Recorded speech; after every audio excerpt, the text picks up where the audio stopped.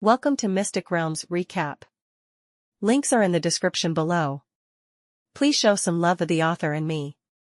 On to the show. Owner had a rich understanding of the human race. Although the human race had a huge population, it was still an impressive feat for a human to become a legendary powerhouse. What more, a sanctuary powerhouse? However, a living human sanctuary powerhouse had now appeared in front of him. Even though Owner could not tell what level Lin Li had reached, it was enough to change his impression of the human race. Lin Li smiled faintly and calmly said, "It doesn't matter who I am. You just have to answer my questions. I think you should be smart enough to tell that I should be the one asking that question." Lin Li's smile was benevolent, and his voice was gentle, but it gave Owner the chills. Although Owner utterly despised the human race, he had to admit that the human race had the advantage of being very imaginative and creative. The reason that he had that thought and even got the chills because of it was that he had seen the various imaginative torture methods that his human subordinates had used when interrogating prisoners. Owner couldn't imagine the agony that one's mind, soul, and body would suffer when subjected to those torture methods. Over the numerous years, none of the fierce pirates or aggressive orcs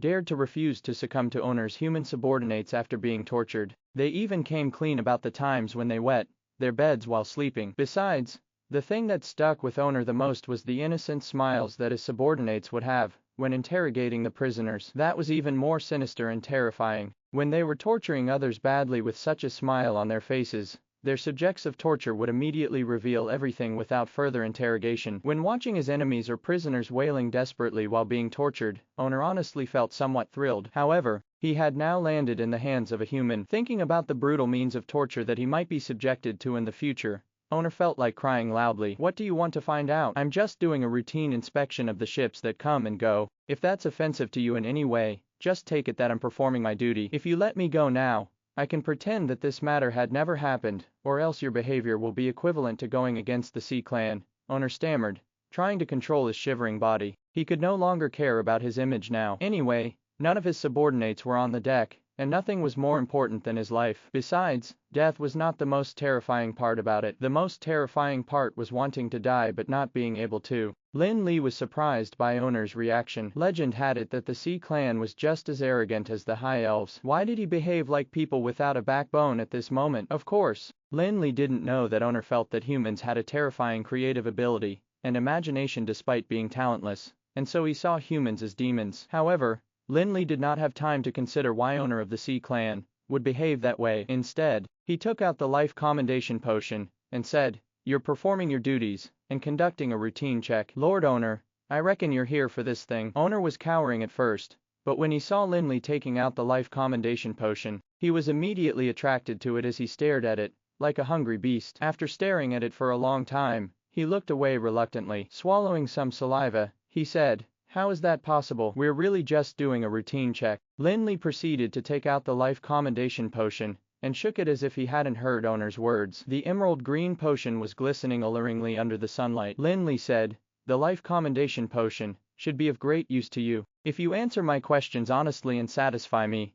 I'll have no qualms about giving this potion to you." "What? He's going to give it to me?" Owner's eyes were wide open. Lin Li had spent 10 legendary magical crystals on the life commendation potion, and yet he was giving it away just like that. However, he soon thought of the key point of Lin Li's words. A question that was worth 10 legendary magical crystals definitely wouldn't be simple. Besides, since Owner had managed to reach the position of being in charge of all sea trade, he definitely wasn't a fool. He immediately thought that it was more likely than not that Lin Li had bought life commendation for the sake of luring him in. In that case, Lin Li was exploiting either the fact that he was the head of the sea trade, or his identity as a member of the Sea Clan. If Lin Li merely asked about the sea trade, it would be fine for him to tell him everything, but if he asked about the Sea Clan, however, the temptation of the life commendation potion was too huge. Owner even forgot about the predicament that he was in now as he eagerly said, "Are you being serious? Will you really give the life commendation potion to me?" "Of course, it's just a life commendation potion. It means nothing to me." As Lin Li spoke, he tossed the potion bottle up and down very casually. He didn't act like he was holding a treasure worth 10 legendary magical crystals at all. However, Owner was incredibly tense and nervous. Despite knowing that Lin Li was a sanctuary powerhouse, he was still worried that Lin Li might accidentally ruin the life commendation potion. Resisting the urge to dash forward and snatch the life commendation potion, Owner frantically said, "Okay, Okay, what do you want to know? I'll tell you everything as long as I know. Do you know about Garesco? Lin Li didn't beat around the bush with owner, and instead asked the question that he was the most concerned about right away. He felt that since Garesco had created such a world, there would definitely be something here that was related to Garesco. Currently, the Sea Clan, which had long vanished in history, seemed to be the most likely to be related to Garesco. However, when he heard Lin Li mentioning Garesco's name, owner said carefully with a look of disdain, "I'm sorry, but I don't remember the names of humans. Can you go more into detail about it? For example, his occupation, his age, and his looks." Owner's words were like a wet blanket to Lin Li, who wondered, am I really wrong? Garesco is the god of mages who is on the same level as the immortal king in Anral. With Garesco's strength, how can the Sea Clan not know about him if he had any connection with them? You don't know who Garesco is? Lin Li asked again, emphasizing Garesco's name in the ancient common language used by the Sea Clan. I want to know too. Staring at the life commendation potion in Lin Li's hand, owner shook his head vigorously. He wanted to make something up, but he didn't know what Lin Li was talking about. If he said something wrong, he would not only fail to get life commendation, he might even anger Lin Li. Just as Lin Li was feeling disappointed about owner's answer, he suddenly thought of a problem that he had overlooked, and that was the era that they were in now. Lin Li reckoned that it should still be the middle of the Dark Age, and according to the history of the real Anral, it seemed that Garesco hadn't been born yet. Could it be that the world he came to was not created by Garesco, but he was really sent to that era of Anral? After all, even if Garesco hadn't been born yet in that era, Garesco should have left some clues if this world was created by him. Maybe what Garesco left behind was not in his name. Lin Li could only make a Hail Mary effort and ask owner, in this case, is there a god that you believe in? Tell me all that you know about the gods you believe in. Indeed, a sanctuary powerhouse would be the only god of the world he created. Hence, if Garesco created that world, he might not use his real name. In fact, he might be regarded as some kind of creator or god by the people in this world. Gods. Owner looked at Lin Li in bewilderment. Everyone knew that the Sea Clan believed in the sea god Neptune. If Lin Li was just an ordinary person on the mainland, he might really be unaware of it, but he was a sanctuary powerhouse, so how could he be so uninformed? However, regardless of what he thought, owner had no choice but to answer obediently for the sake of the life commendation potion. We the Sea Clan worship the mighty sea god Neptune, who created this endless ocean in our Sea Clan. Neptune the sea god. As soon as Lin Li heard it, he knew that this sea god must have nothing to do with Garesco, because in the mythology of Anral, there was such a god too. Besides, almost all of those who lived on sea would have to worship the sea god Neptune to pray for a smooth journey. That left Lin Li helpless. Clearly, he would never be able to find out about Garesco from owner. He tossed the life commendation potion, and helplessly said, okay, according to our pact this potion. Just when Lin Li was about to give the life commendation to owner, a huge change in the sea suddenly happened. The turquoise blue sky became dark in the blink of an eye as it was covered in thick, gloomy clouds that were rolling continuously as if they were about to press onto the sea. Among the dark clouds, countless serpentine lightning bolts jumped and bounced about wildly, while thunder rumbled and made the space quake. It was as if the entire sky was going to collapse. At the same time, the magic elements in this space had also started raging, and a massive, suffocating elemental storm was launched in the air above the sea. They could even see the sparks that erupted from the collision between the magical elements, that made the dim space light up with their naked eyes. What's going on? How can there be a storm here? Owner exclaimed as he observed his surroundings. Cage Island was located in a crescent-shaped bay. The storms rarely reached. Hence, it had become a fairly famous sea market. However, a storm had now descended out of nowhere. How could owner not be surprised? However, owner soon realized that it was not a simple storm, because an incredibly terrifying aura suddenly seeped out from the rolling black clouds, causing owner, whose mana was restrained in his body, to fall onto the ground, completely motionless and unable to move a single finger. If not for the fact that his mental strength was greater than ordinary people, he would have probably lost his mind. Lin Li's attention had long been attracted by the strange situation in the sky. Although he was already a high-level sanctuary powerhouse, he could still sense the massive pressure coming from the sky. However, what really caught Lin Li's attention was not the great pressure, but the aura that seemed familiar to him. However, Lin Li was certain that the aura that seemed familiar to him definitely did not come from Garesco, because it was an aura that contained death and destruction. At this point, the dark clouds in the sky had already turned as dark as ink, and not a single ray of sunlight could penetrate through them. Hence, the day seemed to have turned into night time. The countless jumping bolts of lightning amidst the clouds seemed to be becoming more intense amidst the collision and fusion. Finally, they landed with a deafening roar. Each bolt of lightning contained terrifying power, that was not lower than the legendary level. When they landed on the surface of the sea, it formed a huge and deep pit in the blink of an eye. Under the surface of the sea reefs were also instantly crushed into ashes. There would probably be a terrifying change in the sea after the disaster. Of course, under such circumstances, Cage Island and the prosperous sea city would not be able to escape their doom either. However, the results of the operation of the various forces, especially the Sea Clan, could be seen at this juncture. When the first wave of lightning fell, rays of colorful light rose to form a magic shield. There was a magic shield for each store and street. Next, there were several regional shields that shrouded the sea city, divided the city into parts, and covered it. The strongest one was a substance like aquamarine magic shield that was held up by more than 100 stone pillars erected around Cage Island. The aquamarine magic shield was extremely different from ordinary magic shields, which would burst like a bubble once the attack spells it blocked exceeded the limit. However, the aquamarine magic shield also had a buffering and transition function, whereby the magic shield would absorb it and minimize the power of the attack if the damage suffered exceeded the limit. The aquamarine magic shield was as strong and durable as the sea, and when the bolts of lightning landed on it, they were like raindrops on the ocean. Attacks that were less powerful were blocked, while those that carried greater power would be weakened by the magic shield. The power of the Sea Clan was exhibited through the aquamarine magic shield. Their power was tough, and they had a perfect use of water elements. Under the protection of this magic shield, the sea city of the island did not suffer much loss, even though there seemed to be an apocalypse outside. However, while the sea city was still relatively safe, the ships that had just left the port, or which were about to enter, were much unluckier. Although there were some ships that had magic shields too, those were only enough for coping with ordinary sea storms. In the face of the legendary level thunderbolts, their defense was incredibly fragile. In the blink of an eye, the ships on the sea were almost defenseless as they were blasted into pieces by the countless lightning bolts. The debris was then blown into ashes and swept away by the waves. It was as if those ships had never existed on the sea before. The people whom owner brought over, as well as the massive marine magical beast and the sea warriors that were tossed into the ocean, were just as unlucky. The sea should have been a safe place for them in the first place, but the disaster that suddenly struck caused the sea to turn into their graveyard. Lying on the deck of the Star, owner looked at the disaster outside the magic shield that looked like an apocalypse, and watched the ships in the distance that were being blasted into pieces. He was so frightened that he almost peed his pants. At this juncture, he didn't know if he should be glad that he was caught on this giant battleship. If not for it,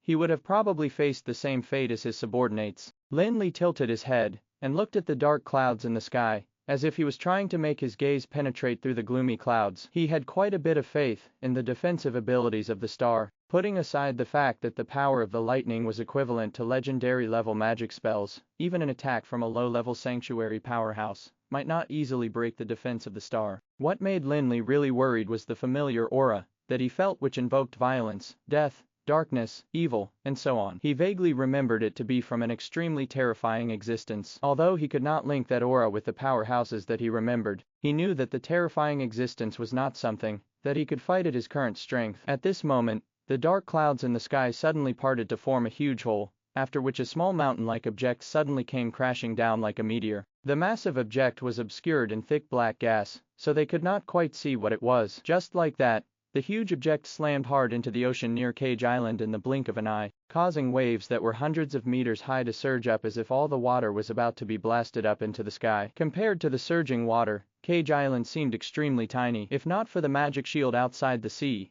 the island would have probably been swept clean by the wave. Seeing such a scene and sensing the aura that was coming from the massive object, a series of information suddenly appeared in Lin Li's mind as he recalled the time when he went to Cage Island to provide aid for the Gilded Kingdom. When did Cage Island become a place to seal the corpse of the Dragon of Destruction? Even the Gilded Kingdom did not have a clear answer. Before their ancestors sealed the Dragon of Destruction's corpse, rumor had it that the corpse of the Dragon of Destruction had been on Cage Island for an unknown period of time. Is this scene that of when the corpse of the Dragon of Destruction was sealed for the first time? Lin Li couldn't help but think of such a possibility, as it seemed that there was still a long time in this current era before the ancestor of the Gilded Kingdom sealed the dragon corpse for the second time. Seemingly to confirm Lin Li's guesses, a giant hand landed from the sky again before the huge waves, stirred up by the massive object, fell. The gigantic hand was condensed with mana and was somewhat similar to the one that had grabbed owner previously. However, it was much larger. The hand that reached out from the gloomy clouds would probably press Cage Island into the sea with just one finger. Besides, This gigantic magic hand was even more flexible than the one Lin Li had cast, as it could move agilely like a living palm. It made 3 mysterious hand gestures flexibly in the sky, which seemed to be the gestures that mages would make when casting spells. However, even with Lin Li's knowledge of magic, he could not identify the laws contained in the 3 gestures. When the first gesture was completed, the sea around Cage Island started surging violently like it was boiling. At the same time, the thunderbolts falling from the sky also suddenly became more powerful as they crashed down continuously like massive pillars of lightning. However, the second gesture caused the entire space to fall silent, while the frightening waves seemed to have calmed down in an instant. The surface of the sea became flat, smooth, and reflective, as if it was frozen. The thunderbolts that came from the dark clouds also disappeared without a trace. The violent magical elements in the space seemed to have encountered something that left them in fear as they stayed fixed, not daring to move at all. With the completion of the third gesture, the sea of Cage Island immediately became wavy again, but it was no longer like an apocalyptic scene, and instead seemed like an ordinary sea storm. At the same time, the dark clouds in the sky also began to recede like a tide, revealing the original turquoise sky as the sunlight shrouded the sea area again. Well, Owner felt the pressure disappearing from his body all of a sudden, but he did not dare to immediately stand up from the ground. Instead, he remained on the ground, dumbfounded at everything that was taking place before him. However, the changes were beyond his imagination, as he couldn't imagine what kind of person would have such a terrifying power. Lin Li remained still at this moment, and continued to watch the clouds disperse in the sky. Although he couldn't understand the mystery contained in the 3 gestures yet, he was very sure that it was a method to seal and suppress the corpse of the Dragon of Destruction. Considering the current era in this world, it was obvious that the one who sealed the corpse of the Dragon of Destruction definitely wasn't the ancestor of the Gilded Kingdom. Hence, the Immortal King was the only possibility left. Lin Li did not understand why the Immortal King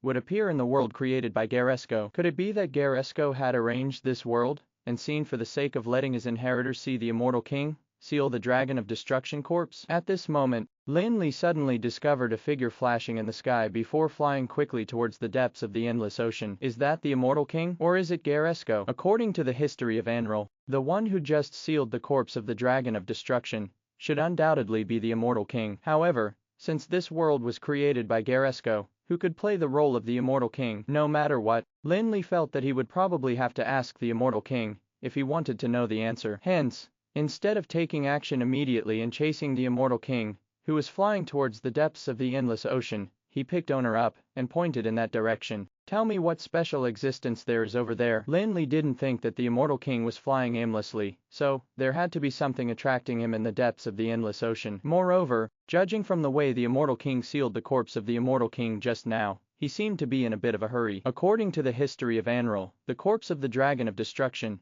broke the seal later on, and caused a huge disaster to strike the Gilded Kingdom, which led the ancestors of the Gilded Kingdom to seal it again. However, with the Immortal King's ability, he might be able to permanently seal the corpse of the Dragon of Destruction, but it should not break the seal after 1,000 years. That was enough to show how much of a hurry the Immortal King was in when he sealed the corpse of the Dragon of Destruction. Moreover, Lin Li remembered another clue: the savage stone slab that he had obtained after clearing the barbarous arena. It was stated on the slab that the Immortal King had descended into the land of the savages and plundered almost all of their wealth to build an incredibly powerful battleship. However, that was not the key. The key was that the matter of the Immortal King heading to the Endless Ocean was also mentioned on the slab. In that case, what was there in the Endless Ocean that could make the Immortal King be in such a hurry? Lin Li was almost clueless about the Endless Ocean, so he thought of Owner, the Sea Clan member, whom he was holding captive. Since Owner was the head of the sea trade locally, he obviously had a certain status among the Sea Clan,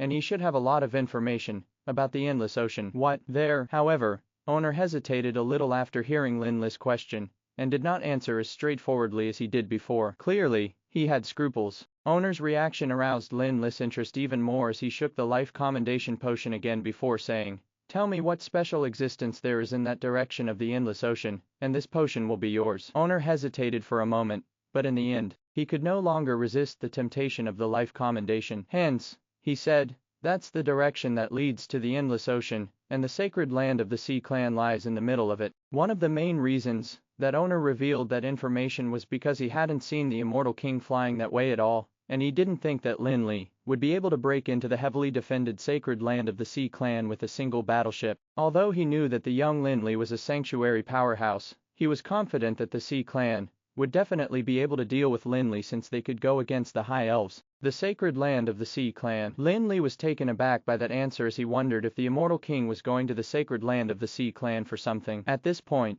he remembered that in the history of Anril, legend had it that the Sea Clan, which once caused the High Elves to be in fear, seemed to have fallen overnight. By the end of the Dark Age, the Sea Clan rarely appeared in front of others, and some even called the Gilded Kingdom the Sea Clan because they had completely forgotten what the real Sea Clan looked like. If the Immortal King had really gone to the sacred land of the Sea Clan, could the Immortal King have been the one who'd caused the sudden decline of the Sea Clan? With the Immortal King's strength, it didn't seem to be a tough feat for him. After all, even the Dragon of Destruction, one of the dragon aspects, was killed by him. However, why would the Immortal King do that? Was he out to get rid of the obstacles for the High Elves to rule over the world? If the High Elves really wanted to develop in the Endless Ocean, the Sea Clan might not really be able to resist it. Hence, the Immortal King did not have to attack the Sea Clan for the sake of High Elves' development. So, what was it in the sacred land of the Sea Clan that attracted the Immortal King? Lin Li once again turned to look at Owner, whom he probably had to ask in order to find out what there was in the sacred land of the Sea Clan.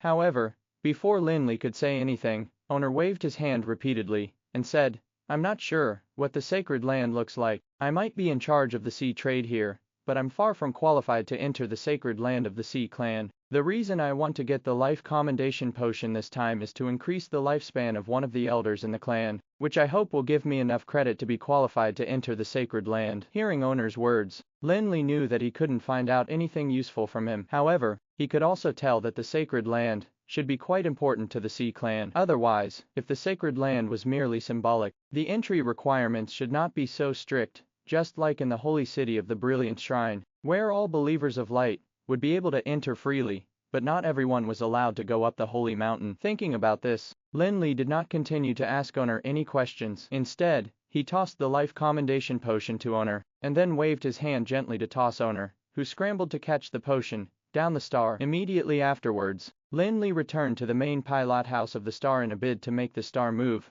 faster in the direction where the Immortal King had disappeared. However, at this juncture, Lin Li encountered another problem, and that was how he could obtain full control of the vessel. The star had been sailing on its own throughout the journey. The first thing that came to Lin Li's mind was the tiny skeleton that he had seen in the main pilot house. However, when he went there to tell the tiny skeleton about what he wanted, he got an answer that he wasn't satisfied with. The little skeleton was not the real pilot of the star, and its duty was only to correct some deviations in the course of the star. Seems like I have to rely on myself for everything. Lin Li had no time to waste on being frustrated, and instead opened his domain world to envelop the entire ship. He began to seize full control of the star. In fact, when he first boarded the star, Lin Li thought about gaining full control of the star, but in order to prevent it from deviating from the preset course, he put the idea at the back of his head, and tried to test the firepower of the star instead. Although the star was left behind by Garesco, it didn't seem to have Garesco's soul imprint, which made it much more convenient for Lin Li to seize control over the ship. After all, even if he was now a high-level sanctuary powerhouse, it was definitely not an easy task to get rid of Garesco's soul imprint. The star now seemed to be an object that did not have a master,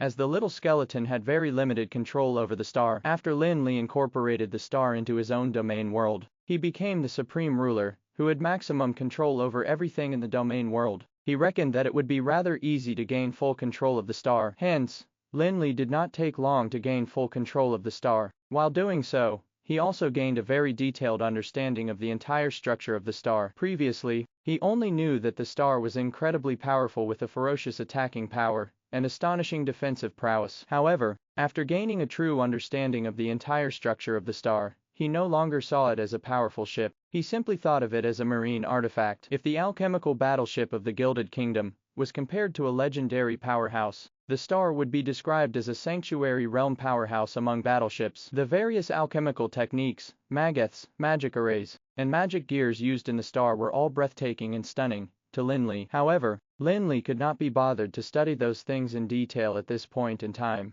The thing that he was the most eager to do now was to catch up with the Immortal King, in hopes of getting the answers he needed. Although the figure of the Immortal King had long disappeared from Lin Li's sight, the aura that the Immortal King had left behind gave him the most obvious hint. Hence, after gaining full control of the star, Lin Li immediately maneuvered the vessel and sailed at full speed towards the depths of the Endless Ocean. The Endless Ocean of Anril was not on the same level as the 5 oceans of the world that Lin Li came from before transmigrating. Even till now, no one knew what the end of the endless ocean was like. Legend had it that there were quite a few sanctuary powerhouses who wanted to explore the end of the endless ocean, but those people either returned in a disheveled state or went missing forever. Hence, although there were also legends that the end of the endless ocean led to another continent, or that it was the barrier of the world, no one could really stand out to confirm those speculations. While controlling the star, Lin Li chased after the aura of the immortal king in the endless ocean, and sailed for nearly 10 days straight. With the speed of the star, he could probably travel across the entire Felon Kingdom in that time. However, he still didn't find a single trace of the immortal king. Apart from fighting with some sea beasts along the way,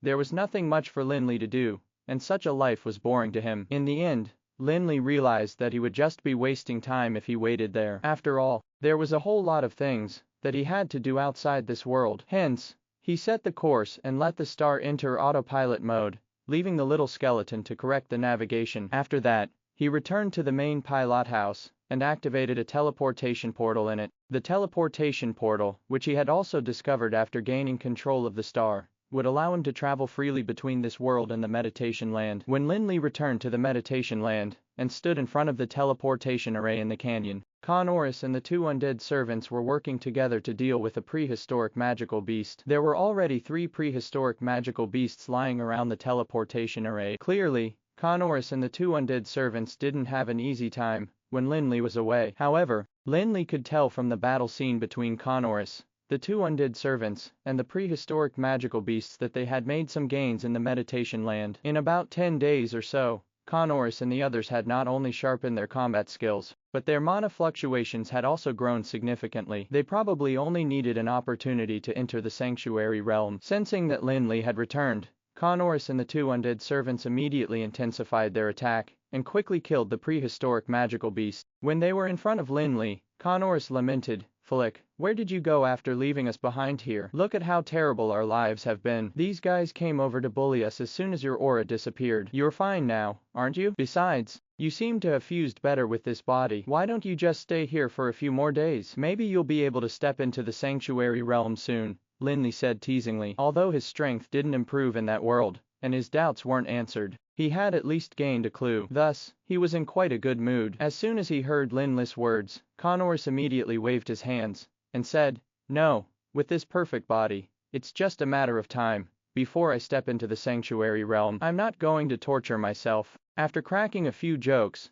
Lin Li brought Connorus and his 2 undead servants away from the canyon while recounting what he had seen in the other world. Lin Li was not worried about whether the canyon would be occupied by other prehistoric magical beasts after he left. Anyway, he had managed to get rid of an aggressive thing like Usker. How could he be afraid of the prehistoric magical beasts? After leaving the meditation land, Lin Li did not delay a single bit and immediately began to continue the transformation of the Sky Castle. During his absence, the mages of the Tower of Dusk continued transforming the Sky Castle in strict accordance with the various designs that Lin Li had given them. However, there were also various problems that Lin Li had to resolve himself when he returned. The first thing Lin Li had to do was to conduct a comprehensive inspection of the various projects in the Sky Castle progressing during his absence. After all, the mages of the Tower of Dusk and the talents in the various fields were still growing, and many things could not be achieved solely with hard work. In order to avoid any hidden dangers left by the transformation of the Sky Castle, Lin Li had to scrutinize and inspect every project. Previously, Lin Li led his subordinates to transform the power system of the Sky Castle by adding a secondary power source to the power core. The transformation of the power system was not limited to an addition of the secondary power source. There was still the organization of the various parts of the power transmission system. The Sky Castle was a large city, after all, and the power transmission system had to carry out a great deal of processes, just like the pipelines of a city. Fortunately, although the workload was huge, it wasn't too difficult to carry out the processes. Hence, Lin Li handed the follow-up work to his subordinates. That did not mean that Lin Li did not need to care about anything else. After all, it was the fundamental and most important part of the Sky Castle. Lin Li did not dare to make any mistake in handling the power system of the Sky Castle at all. Although the power system could correct errors automatically, it might miss out some errors that would be likely to cause a devastating disaster for the Sky Castle. Hence, after exiting the inverted tower, Lin Li immediately led his subordinates and began to check the power system of the entire Sky Castle. However, he was relatively satisfied with the results of the inspection. Although there were some problems, it was obvious that his subordinates weren't negligent or careless when carrying out the works. At the same time, the first batch of magical crystal cannons purchased from the Dwarf Kingdom had also arrived in the Sky Castle. However, the Dwarf Kingdom hadn't given a clear explanation about the Sky Breaker, which Lin Li was most concerned about. According to the report of Beckley, who was in charge of the matter, the senior executives of the Dwarf Kingdom had already gotten into a heated argument over the blueprint of the Sky Breaker. King Danton of the Dwarf Kingdom seemed to have revealed some intentions. During the war at the end of the Dark Age, the Dwarf Kingdom had created the Sky Breaker, which could be considered a unique battle weapon that was second to none. During the battle with the High Elves' Sky Castle, the powerful attacks of the Sky Breaker repeatedly broke through the Sky Castle's defense. Hence, it was known as the only weapon that could take down the Sky Castle. According to logic, since dwarves had a powerful siege weapon like the Sky Breaker, they would definitely be able to get a large slice of the pie in the war that followed after the High Elves were overthrown. They wouldn't be in such a state now, where they had to suffer the biting cold, like they used to during the Dark Age. After all, during the war that decided the division of benefits, the sanctuary powerhouses wouldn't intervene.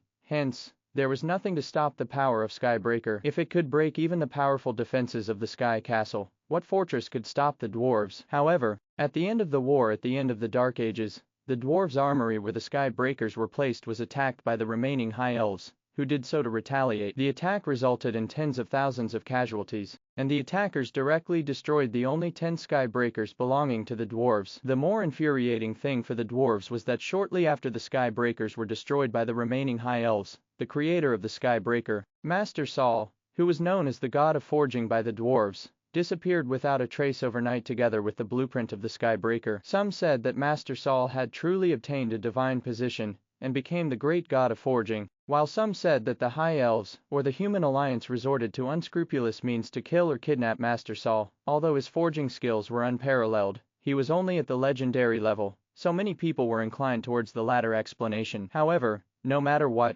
the disappearance of Master Saul and the blueprints of the Sky Breaker meant that the dwarves could no longer build new Sky Breakers. More than 1,300 years after the end of the Dark Age, countless outstanding smithing masters of the dwarves were still unable to build a single Sky Breaker, even after spending a lot of effort on researching the latter. Hence, after the attack, the dwarves put the blame on the Human Alliance and accused them of coercing the High Elves to destroy the Sky Breaker. At that time, apart from the Sky Castle, which was taken away by the Supreme Council, and the Sky Castle that had escaped to the Endless Void, the remaining 5 Sky Castles of the High Elves had been destroyed, so the Sky Breaker was undoubtedly no longer useful to the Alliance. Instead, it became a threat. The Human Alliance naturally denied this accusation vehemently. At the same time, they also expressed their sympathy for the great loss of the dwarves. However, sympathy was one thing. When it came to dividing the spoils of victory, they did not show any mercy because of it. Instead, they became more carefree and almost completely excluded the dwarves. The environment and the territory of the dwarves was too harsh,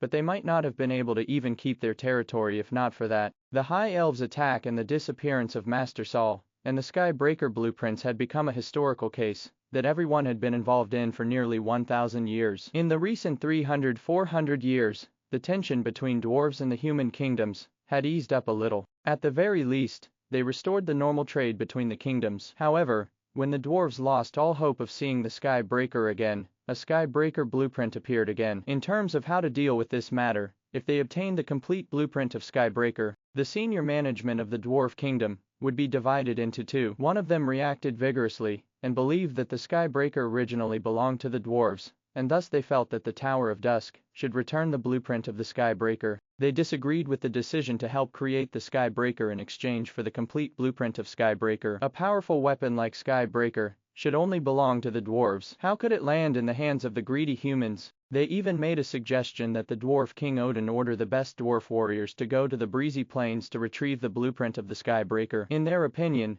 the Tower of Dusk was nothing more than a local human force, which was akin to a tribe in their kingdom. They couldn't compete with the Dwarf Kingdom at all. However, on the other hand, the other neutral camp suggested that they cooperate with the Tower of Dusk in order to get the complete blueprint of the Sky Breaker. After all, they were no longer in the era of war, when the Dark Age just ended. Even if they created the real Sky Breaker, they might not have to rely on it to start a war. In this era, the Sky Breaker was more of a deterrent force that could boost the Dwarf Kingdom's status in the mainland. Once the Dwarf Kingdom waged a war using Sky Breakers, they would probably soon become the public enemy of the whole continent. No matter how powerful sky breakers might be, it wasn't enough to give the dwarf kingdom the power to challenge the kingdoms on the mainland. The dispute between the two sides put King Odin of the dwarf kingdom in a dilemma. He was at a loss for what to do. After all, the dwarf kingdom was not a kingdom with a centralized monarchy, but was formed by the union of tribes. Although King Odin of the dwarf kingdom had a good reputation, he couldn't disregard the opinions of the tribal chiefs. However,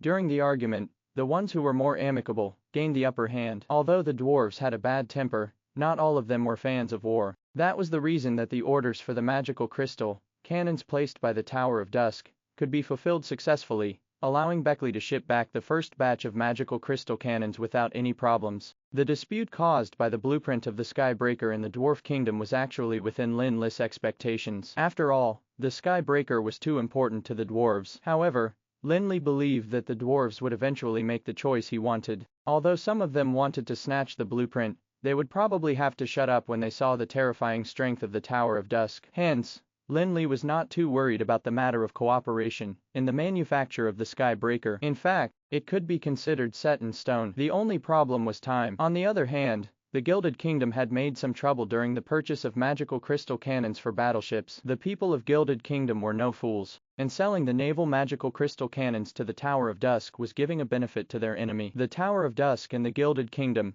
had a hostile relationship with each other, and that was a fact that was known to both parties as well as the people in the breezy plains. Everyone knew that a war would break out between the two parties sooner or later. In such a situation, if the Gilded Kingdom sold their magical crystal cannons to the Tower of Dusk, it would be the most foolish act in the history of Anral. However, the matters that happened on Cage Island previously caused the Gilded Kingdom to plead for aid from the Tower of Dusk and the forces of the breezy plains while promising many conditions. Although the Tower of Dusk did not mention the purchase of the Gilded Kingdom's magical crystal cannons, they had also left some leeway. Unless the Gilded Kingdom was willing to be branded as liars, who went back on their words, they would have to take the loss and go ahead with the sale. From a political point of view, as long as there were enough benefits for the nation, the Gilded Kingdom wouldn't mind forfeiting the agreement. After all, for more than 1,300 years after the end of the Dark Age, the kingdoms had been signing and breaking agreements for benefits and interests. However, since the Gilded Kingdom wanted to develop in the breezy plains, they couldn't help but act like they were keeping to their word. Otherwise, they might really have a tough time in the breezy plains. Besides, the Gilded Kingdom did not plan to go to war with the Tower of Dusk just yet. If they rejected the Tower of Dusk's legitimate request, it would be no different from falling out. However, as the Gilded Kingdom's envoy, Cantori was not completely solutionless. Faced with the Tower of Dusk's request to purchase magical crystal cannons, he didn't reject them directly, and instead began stalling for time like he was used to. Their magical crystal cannon model might not be that different from that of the Dwarf Kingdoms in principle, but it was larger, and thus harder to manufacture. Those were Cantori's excuses. I know, according to the previous agreement, we should not refuse your request to purchase the magical crystal cannons from us, but the difficulty of the manufacturing process of our magical crystal cannons is very high, and its large size makes it inconvenient to transport, so please wait patiently. I can't possibly dismantle the magical crystal cannons on our battleships for you, Cantori said with a helpless expression. Actually, Cantori's excuse was not exactly nonsensical. If it had been Lin Li, he would have been able to take away countless magical crystal cannons by using his Ring of Endless Storm that had infinite space. However, the Gilded Kingdom did not have a powerful storage device like the Ring of Endless Storm. Hence, they still had to rely on their ship's cargo to transport goods, and thus it was indeed very difficult to transport a large number of magical crystal cannons over. There was indeed some difficulty in manufacturing. After all, the magical crystal cannon of the Gilded Kingdom was not simply an enlarged version of the magical crystal cannon, because it involved the use of various types of alchemical technology. Otherwise, the Dwarf Kingdom would not have to fret over the Skybreaker. They could have just created a massive magical crystal cannon. However, the one in charge of negotiations about this matter was the old and sly Geryon from the Tower of Dusk, who was not gullible. Remove the magical crystal cannons from the battleships. Sure, that saves the hassle of transportation. Geryon's response almost made Cantori inhale. Although Cantori was stalling for time, Geryon didn't get impatient or angry. Instead, he sent a message to the forces that were engaged in trade with the Gilded Kingdom. All the forces terminated their business dealings with the Gilded Kingdom almost overnight, causing the Gilded Kingdom to be unable to buy even a single piece of copper in the breezy plains. If this happened before the battle on Cage Island, perhaps only some of the forces of the breezy plains would abide by the Tower of Dusk's orders. However, after the battle on Cage Island, where the forces witnessed the strength of the Tower of Dusk and its Sanctuary Realm President, who could severely damage the Dragon Corps with one move, no one dared to offend such a force. Now, it depended on how long the Gilded Kingdom could hold on. After all, the Gilded Kingdom also had a great demand for the resources of the breezy plains. Based on the latest news, Cantori had begun to gradually give in a little. He first promised to trade one magical crystal cannon with the Tower of Dusk every month. Later on, he increased the number to 2. However, Jarian wasn't satisfied yet. 2 magical crystal cannons a month might seem like a considerable number to others, but it was far from enough to meet the needs of the Sky Castle. The Sky Breaker and the Gilded Kingdom's magical crystal cannon didn't seem to have great effects, but Lin Li was very clear that both the Dwarf Kingdom and the Gilded Kingdom would succumb in the end. Hence, Lin Li did not care too much about those two matters. After instructing his subordinates to install the first batch of magical crystal cannons in the Sky Castle, he immediately left for Ortland Port, which was a new seaport built by the Tower of Dusk close to the Terra Mine, on the southern coast of the Breezy Plains. It was originally meant as a dock for the battleship that they obtained from the Gilded Kingdom. Its main task was now to guard the coast of the Terra Mine to prevent anyone from attacking it again. However, after Lin Li obtained the nautical information of the Gilded Kingdom, he even invested a large amount of wealth to expand Ortland Port, and built a massive shipyard there. Although the Tower of Dusk now had no maritime trade, they were facing the powerful fleet of the Gilded Kingdom, and relying on the transformed battleship alone was not enough for them to really safeguard their coastal areas. Besides, the prize battleship might have been transformed beyond recognition, but its foundation was still the giant alchemical battleship of the Gilded Kingdom. That caused many aspects of the transformation to be subject to considerable restrictions. It was a lot more restrictive than building a new battleship. Besides,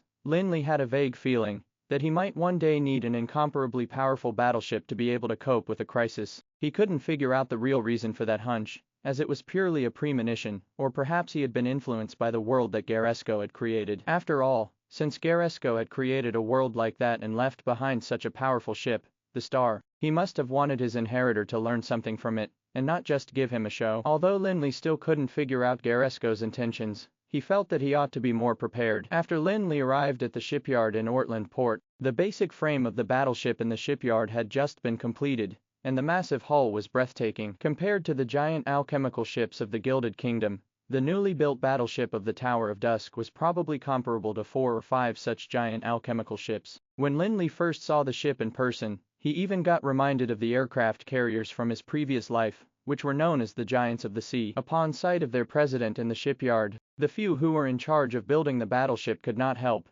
but feel a little anxious. After all, the construction progress of this battleship was much slower than they expected. Well, no matter how experienced they were, it was still the first time they built such a huge battleship. Fortunately, Lin Li did not blame them for the slow progress, and instead got all the people in charge as well as many shipbuilders to make substantial changes to the original design of the battleship. Fortunately, they had only completed the construction of the hull of the battleship, otherwise, they would have to do a lot of dismantling and modifications. Lin Li's latest modification plan was a result of the inspiration he got from the Star. In addition to gaining full control of the Star, he also had a clear understanding of its entire structure. The comparison between the two made him realize that there were too many things that he had to improve on the original battleship. For example, the most basic issue would be the power system of the battleship. The power system used in the Star was actually very similar to the power system of the Sky Castle. However, Lin Li had always believed that the power system of the Sky Castle could not be perfectly replicated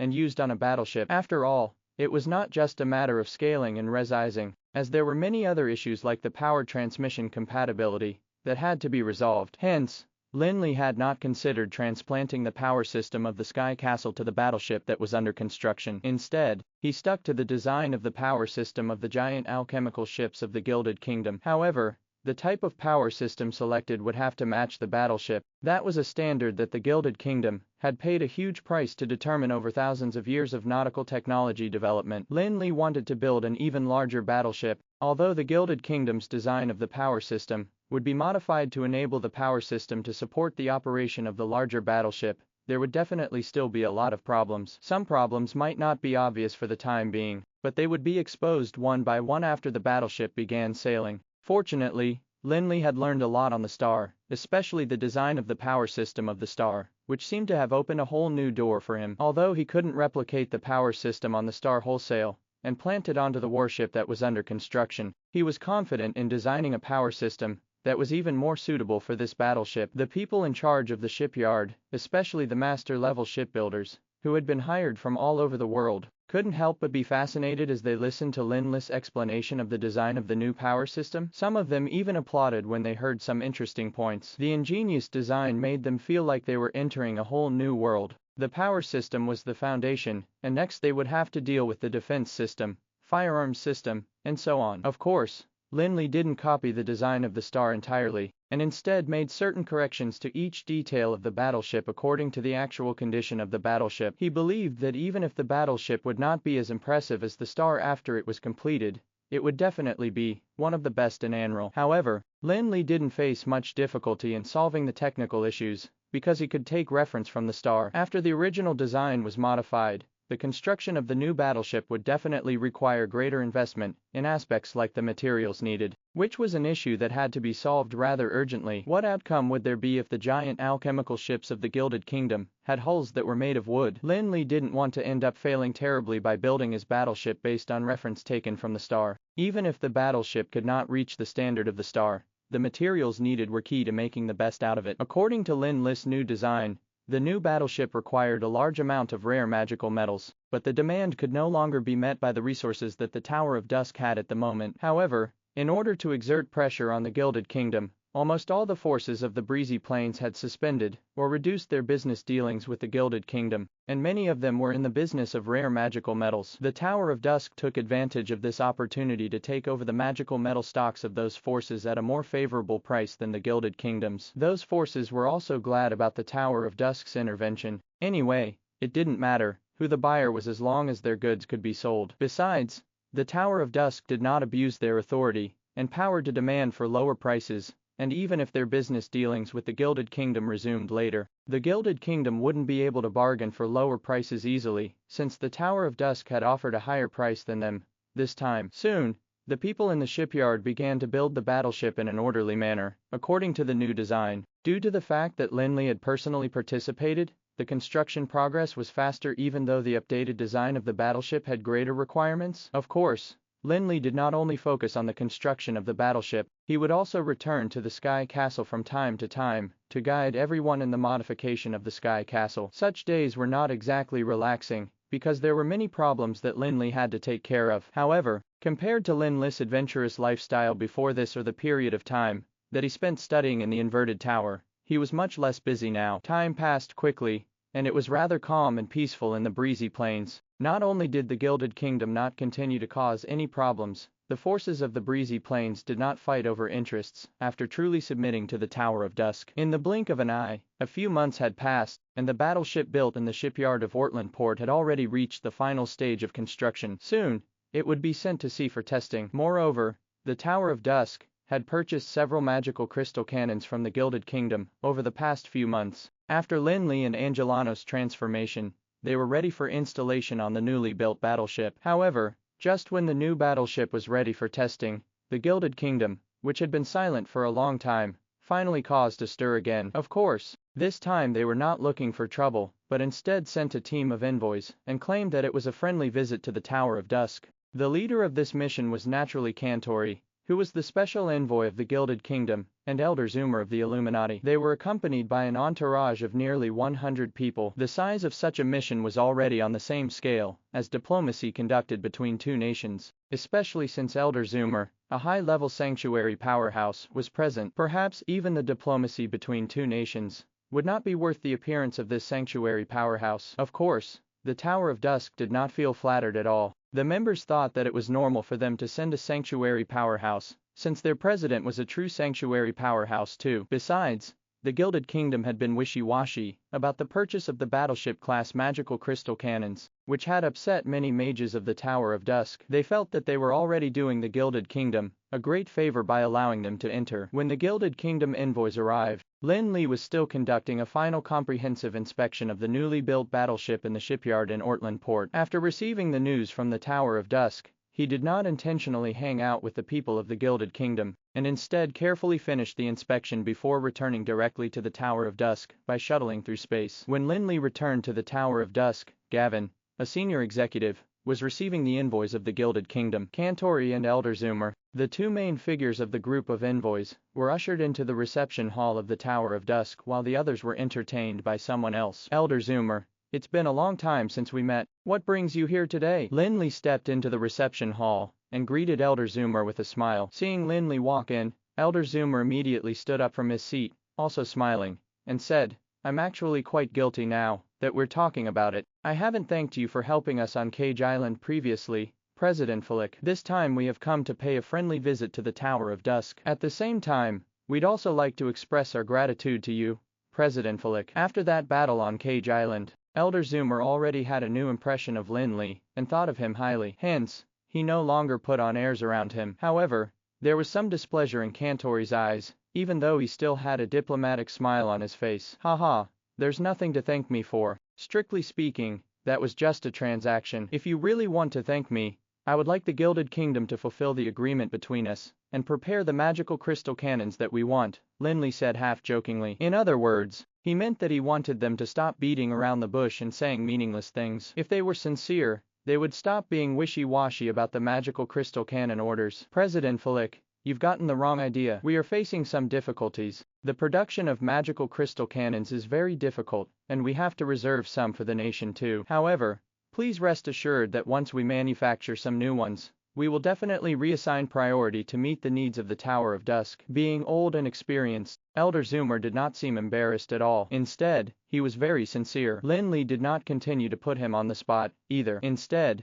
he walked to his seat, turned to Elder Zoomer, and said, Elder Zoomer, please have a seat. You may not be here to deliver the magical crystal cannons this time, but since you're here, you're a guest too. Let's sit down and discuss what it is that you're here for. President Flick, we're here this time mainly to extend an invitation to you. We will be celebrating the establishment of the Gilded Kingdom soon, and as a special envoy of the Gilded Kingdom, I have been entrusted by His Majesty the King to invite you, a friend of our kingdom, to our founding celebration. While speaking, Kantori took out an exquisite and beautiful invitation card and handed it over to Lin Li with a smile on his face. Friend, hearing this, the people present at the Tower of Dusk could not help but laugh. Indeed, politicians were all hypocritical. Everyone knew that the founding celebration was just to assert the power of the nation to deter those who had the audacity to become the Gilded Kingdom's enemies. If the same trick was used on other forces or kingdoms, it might still be somewhat effective, but the Gilded Kingdom was wrong to have tried that on the Tower of Dusk. The Tower of Dusk was now helmed by a high-level sanctuary powerhouse. They also had a sky castle, which was built as a weapon by the High Elves, as well as a team of elite mages. If they really had to display their strength, the Tower of Dusk would probably frighten them instead.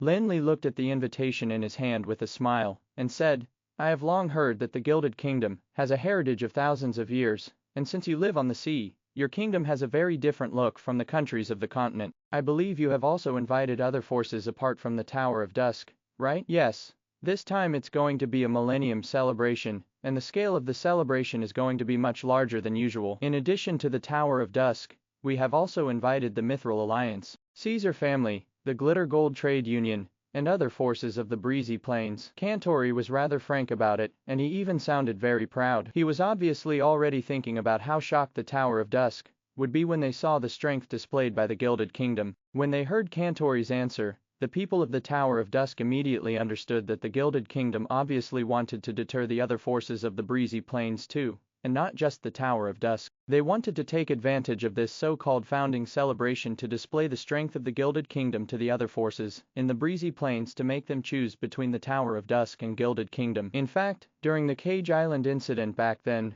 the Gilded Kingdom had pulled the same trick. Instead of heading straight to Cage Island with their battleships, they chose to pass through the Blackwater Swamp and Leviton Canyon to showcase the mighty strength of the Gilded Kingdom in front of the forces of the breezy plains. Unfortunately, things ultimately escalated beyond their expectations and did not go according to plan. In the end, they not only failed to achieve a deterrent effect, they even had to ask for help from the Tower of Dusk and the forces of the breezy plains. Okay, by the way, didn't you mention that the magical crystal cannons are too large to be transported conveniently? Why don't you help me prepare a batch of magical crystal cannons, and I take them back myself after the celebration? Lin Li did not delay anything, and directly made that request to Kantori. The Gilded Kingdom had been refusing to honor the deal for the magical crystal cannons by using the excuse of problematic transportation. Thus, they had been supplying only 2 cannons to the Tower of Dusk each month. Of course, that excuse was, to some extent, also a fact. A standard cargo ship could only transport one magical crystal cannon at a time, and if the Gilded Kingdom only operated 2 ships a month, it could indeed only transport 2. Lin Li was very enthusiastic about solving this problem for the Gilded Kingdom. No matter how many magical crystal cannons there were, it would not be a burden to his Ring of Endless Storm at all. If he were to load them openly, he could probably load the entire fleet of the Gilded Kingdom into his Ring of Endless Storm too. However, they had no idea that Lin Li had such an incredible storage device. After all, spatial storage magic devices were very precious and rare in the entire Enril, not to mention one with infinite space, like the Ring of Endless Storm. Generally speaking, even if it was very precious, such devices were known as artifacts that only had a few cubic meters of space according to legends. A few cubic meters of space would not be enough for an ordinary magical crystal, let alone the magical crystal cannons. Hence, after hearing Lin Li's words, there was some contempt in Cantori's eyes instead of anger. He smirked and said, "Is that so? We're more than happy to have you share the pressure of transporting the magical crystal cannons for us, President Flick." When Cantori said that, Elder Zoomer, who was at the side, vaguely felt that there was something wrong, but he couldn't quite pinpoint where the problem lay. As a high-level sanctuary powerhouse, the only possibility he could think of was that Lin Li was probably intending to use his domain world to store all the magical crystal cannons. However, the domain world was not omnipotent, and sanctuary powerhouses were not gods, either, and it was impossible to constantly keep the domain world open to transport the magical crystal cannons back to the breezy plains. Hence, Zoomer didn't stop Cantori. Instead, after Cantori finished speaking, Zoomer said to Lin Li, "President Flick, let's put aside the matter of the magical crystal cannons for now. I have something else to share with you that I believe you will be interested in." Elder Zoomer couldn't figure out the problem immediately, and so had no choice but to change the subject for a while, hoping that Lin Li was just joking. After all, although he had heard that the Tower of Dusk was building ships, he didn't think that the Tower of Dusk could have a huge fleet of ships all of a sudden. "Sure. It's settled then. I hope the Gilded Kingdom won't come up with any more excuses for delay by then." Lin Li didn't immediately respond to Elder Zoomer, and instead confirmed it with Cantori before turning to look at Elder Zoomer. Smiling, he said, "Elder Zoomer, what are you talking about? What makes you think I will definitely be interested?" Hearing Lin Li's words, Cantori suddenly panicked, but he was soon relieved. In his opinion, Lin Li probably only said that because he couldn't find an out for himself. His thoughts were the same as Elder Zoomer's. Apart from using a huge fleet of cargo ships, he really couldn't think of any other way for Lin Li to transport the large number of magical crystal cannons back to the breezy plains. Elder Zoomer frowned slightly, and vaguely felt that something was wrong. However, when faced with Lin Li's questions, they couldn't consider those matters anymore. He had no choice but to put those matters aside, and say, "This time, our nation's founding celebration coincides with the opening of the Sea City, that opens once in 10 years. There will be many extremely precious specialties of the endless ocean available there. President Flick, are you interested in going for a stroll there?" Sea City. Upon hearing that term, Lin Li couldn't help but remember the lively Sea City on Cage Island in the world created by Garesco. Indeed, as Elder Zoomer had said, Lin Li was more interested in the Sea City, which was said to open once every 10 years. Lin Li was much more interested in that than in the Gilded Kingdom's founding celebration. The envoys of the Gilded Kingdom stayed at the Tower of Dusk for 3 days, during which they visited the magic city of the Tower of Dusk before bidding farewell. However, the members of the Tower of Dusk did not invite them to go back to the tower again for another tour. It was indeed a huge regret for them. After sending off the envoys from the Gilded Kingdom, Lin Li also returned to the shipyard in Ortland Port, where the hideous steel beast was quietly lurking and waiting for the test of the storm of the endless ocean. On the docks on both sides of the shipyard, the shipbuilders and the numerous craftsmen who had participated in this construction project were also extremely excited as they were waiting for the first trial of the ships they had built. "President, please name this battleship," said respectfully one of the people in charge as he walked towards Lin Li. The battleship, which hadn't been given a name yet, had to be named by the president. "Let's call it the Star." Lin Li saved himself the trouble and directly named it after the Star. However, he was also well aware that this battleship was worlds apart from the original the Star. Soon, the name the Star was painted on the side of the battleship, along with the emblem of the Tower of Dusk. Lin Li and some crewmen then stepped on the deck of the Star. Those crew members were not all involved in the construction of this battleship. Most of them were from the various ports. After all, that battleship was not the real the Star, and Lin Li could not maneuver it alone. Those crew members were basically above level 15, and were considered experts with rich experience. However, there had never been a large naval fleet in the breezy plains, and it was the first time they had seen such a huge battleship. Thus, after they stepped on the deck, the crew yelled and shrieked in surprise continuously. To them, the star was like a city at sea. The star, this big thing looks similar, but it's probably just in terms of appearance. Amidst the countless exclamations, Lin Li suddenly heard someone say that. Although that person's voice was soft, Lin Li, the sanctuary powerhouse, heard it clearly. Lin Li immediately turned around and scanned the crew, only to see that there were two of them who seemed to be a bit out of place with the people around them, even though they looked ordinary. Lin Li found it extremely strange as he felt that the two of them sounded like they knew what the star was like. The star that Lin Li knew was from the world from thousands of years ago, created by Garesco. How did those insignificant individuals know about the star? Feeling doubtful, Lin Li stepped forward, and the people around those two crew members immediately shunned them like the plague. Now, it would be impossible for them to hide in the crowd even if they wanted to. Hence, they had no choice but to remain standing, waiting for the possible punishment. After all, if they were the owners of the ship themselves, they would not want others to secretly badmouth their ship, even though it might seem terrible to them. Do you know about the star? After Lin Li walked over, he didn't berate the two of them like others expected. Instead, he waved his hand to gesture for the surrounding crew members to leave, and asked the question that made others feel puzzled. Lord, I'm so sorry, my brother just didn't think twice before speaking. The star is the most majestic battleship we've ever seen. How could there be any other ship that can compare to it? Said the younger-looking crew member of the two. His brother was a bearded man, who looked much fiercer. No need to be nervous. I'm just asking if you know about the star. Lin Li waved his hand to tell them not to be nervous. He then asked the bearded man the same question. The bearded man hesitated for a moment before looking at his companion. Lord, my family has been living at sea for generations, so I'm aware of the legends at sea. The star, which you've mentioned, is only something that I heard about in the legends. I was just spouting nonsense just now. Please forgive me. Legends of the sea, living at sea for generations. Lin Li looked at the two men, gently rubbed his hand on his chin, and said, you two are probably not ordinary sailors. I won't hold it against you for what you've done previously, but I don't want my subordinates to be hiding anything from me. Now, I'll give you a chance to explain. If you don't explain, I won't make things difficult for you, but I won't let you continue staying on this ship, either. The bearded man was much more straightforward. As soon as he heard Lin Li's words, he turned around and got ready to leave, but his brother, who was beside him, pulled him back while turning around and saying to Lin Li, Lord, we do have our reasons. If you'd like to know, why don't we go somewhere else? I'll tell you everything that I know. Lin Li smiled and cast his domain world with a wave of his hand, directly engulfing the two of them. Okay, can you tell me now? When Lin Li cast the domain world, the two crew members immediately became extremely nervous. However, by the time they were engulfed by the domain world, they coincidentally revealed a look of hopelessness. Clearly, they had already felt that such power was simply not something they could fight against. Compared to Lin Li, they were just like insignificant ants. Okay, Lord, since you're asking, we can only tell you the truth. Seemingly having resigned to fate, the bearded man said in a hoarse voice, we're not afraid of letting you laugh at us when we tell you our true identity. We're just a bunch of lowly pirates at sea. Unfortunately, we ran into the Gilded Kingdom, and as you can see, we're the only survivors. Lowly pirates? I doubt it. Otherwise, how could you have thought of hiding on my battleship? I'm afraid this is the only place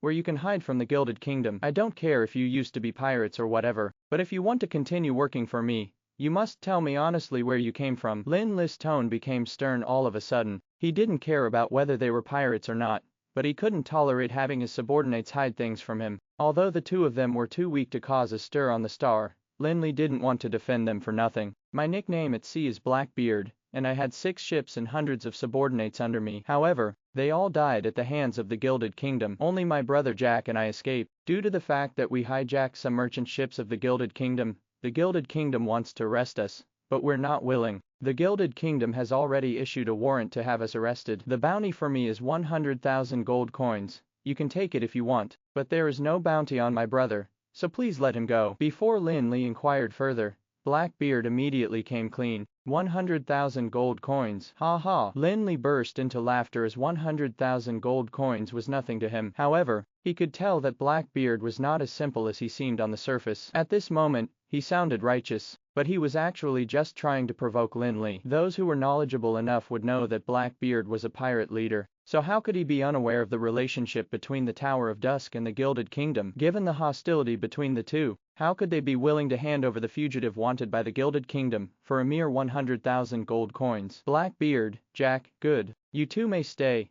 but like I mentioned, I don't care if you were pirates before, but since you're on my ship, you have to do your best to work for me." Lin Li immediately retracted his world domain and released Blackbeard and Jack. At the same time, he took out another potion, tossed it at Blackbeard, and said, "I think your abilities must be beyond that. This potion can cure your injuries. If you're not scared that I might have tampered with it, just drink it. With your strength, you can deal with us easily." Blackbeard grabbed the potion and removed the lid of the bottle before downing it, without hesitation. In fact, from guessing the other party's identity as a pirate to associating it with his thick beard, the information about the pirate Blackbeard had already surfaced in his heart. Although the Tower of Dusk had been operating businesses on the mainland of the Breezy Plains all along, they had only begun getting in touch with the forces at sea when the Gilded Kingdom appeared. However, Lin Li knew just as much as the people who lived at sea about the forces on the said sea. Lin Li still had a document with detailed nautical information that he had obtained from the Gilded Kingdom. It also introduced the forces of the sea. Of course, since it was recorded by the Gilded Kingdom, they were naturally extraordinary forces. Besides, Blackbeard and the pirates he led happened to be on the list. Lin Li reckoned that that was probably the reason that the Gilded Kingdom acted like they wanted to nab Blackbeard, be it dead or alive, after annihilating their lair. According to the information of the Gilded Kingdom, Blackbeard's name was Julio, and he belonged to a family of pirates. His ancestors dated back to the Dark Age, and were the leaders of pirates of the Endless Ocean. Although Julio said effortlessly that he once had 6 ships and hundreds of subordinates under him, those 6 ships were extraordinary. Those who had seen them before knew that although Blackbeard's ships could not compare to the Gilded Kingdom's giant alchemical ships, they were much stronger than those of the Leaden Kingdom and Felon Kingdom. Apart from the Gilded Kingdom's alchemical battleships, most of the ships were still using sails. Blackbeard's 6 battleships seemed to be sailing ships too on the surface, but in fact, they were powered by the alchemical power system that had thousands of years of heritage hidden below. Hence, no matter what the combat power of Blackbeard's pirates was like, their speed was definitely the best. In the Endless Ocean, speed was a great advantage, and almost none of the merchant ships that were targeted by Blackbeard's pirates managed to survive because of their enemy's speed. Unfortunately, this time, Blackbeard's ships turned into pieces, and hundreds of his subordinates were also fed to the fish. Although he and Jack managed to escape, their combat abilities had already fallen below the legendary level because of their injuries. Although they had healed their injuries, the Gilded Kingdom issued a wanted notice for them, causing them to be too afraid to show their faces. Everyone was out to kill pirates, and the Gilded Kingdom was not worried that the others wouldn't kick them in the rut. Besides, Blackbeard could just recruit more subordinates, but once the 6 alchemy-powered battleships were destroyed, he would never be able to build the same battleships again. Moreover, Blackbeard would never be able to go back to the way he used to be in the past without those battleships. He couldn't help but feel disappointed. Hearing that the Tower of Dusk was recruiting sailors, Blackbeard, who had been making a living at sea, and knew that the Tower of Dusk was the only force in the Breezy Plains